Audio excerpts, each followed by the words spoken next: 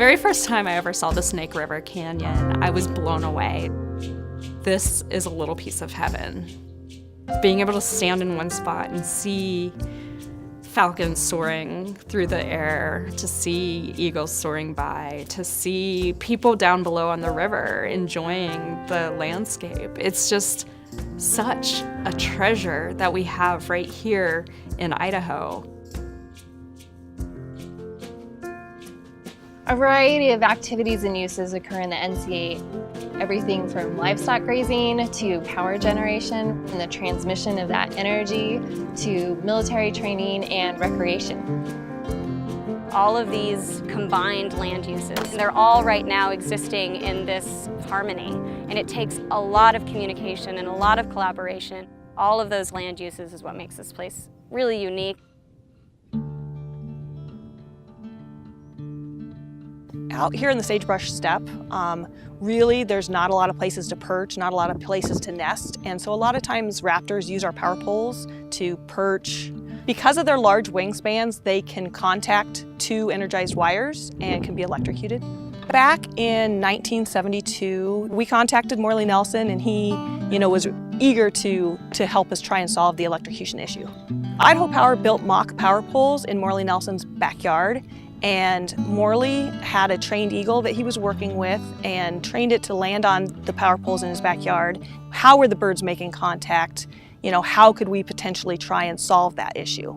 And some of the things that he came up with were installing perches on power lines to give the birds a safe place to perch. He also worked on developing different diverter types to keep the birds from perching in unsafe locations. This is really a great legacy for Idaho Power and for Morley Nelson to have created this raptor protection program that has started here in Idaho but has spread worldwide.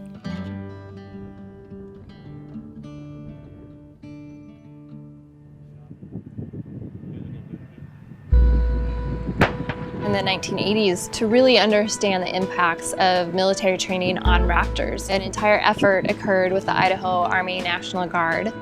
Ultimately, the research determined that they were compatible. This training area is focused on combat units, tanks and Bradleys, occasionally some dismounted infantry. We started in Gowan Field and the Orchard training area in the early stages of World War II. In the early 90s, we progressed with a lot of cooperation and collaboration with the BLM, not only on the military use of the training area, but how we can collectively, safeguard the wildlife out here and the sagebrush. This is the example of what good cooperation with BLM and the military can happen. There are great vast stretches of sagebrush out here. We're tasked to be stewards of this land. If we destroy this, no one wins.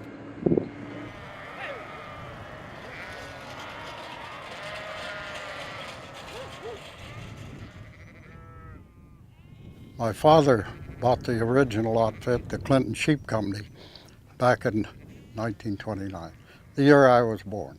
And that was the beginning of Solon Livestock Company. 4,500 head of sheep winter in the birds of prey area. The distance is 175 miles, one way. Then we start the cycle again and come to Lethe, Idaho, and we shear the sheep. It's a good life for them. We're providing food and fiber for this nation, and that's something that is pretty darned important.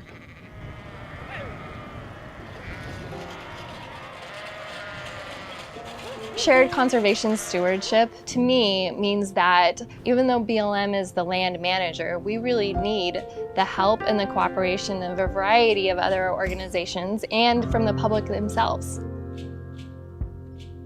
This is a really special place that we have right in our own backyard that we can take advantage of as a recreational opportunity year-round.